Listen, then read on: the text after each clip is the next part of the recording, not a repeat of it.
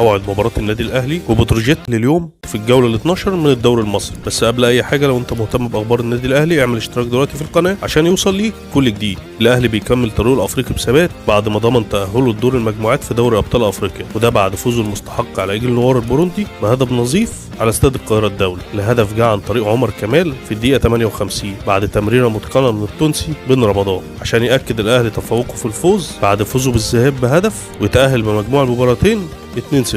وشاهد اللقاء طرد المهاجم السلوفيني جراتيشار في الدقيقة 16، لكن رغم النقص العددي الأهلي عرف يسيطر على المباراة ويحرز الهدف. وبعد التأهل الأفريقي الأهلي بيركز دلوقتي على المشوار المحلي وبيستعد لمواجهة بتروجيت في الجولة ال 12 من الدوري المصري. المارد الأحمر دلوقتي في المركز الأول ب 21 نقطة من 10 مباريات، أما بتروجيت فبيحتل المركز ال 13 ومعاه 14 نقطة. أما عن موعد المباراة فالمباراة ستقام يوم الأربعاء 29 أكتوبر الساعة 8 مساء بتوقيت القاهرة على استاد القاهرة الدولي. الأهلي داخل اللقاء بمعنويات مرتفعة وطموحه يواصل انتصاراته ويثبت مكانه في القمة قبل العودة من جديد للتحدي الافريقي. وبكده وصلنا للنهايه. لو انت مهتم باخبار النادي الاهلي اعمل اشتراك دلوقتي في القناه عشان يوصل ليك كل جديد. كان معكم حسن سعيد.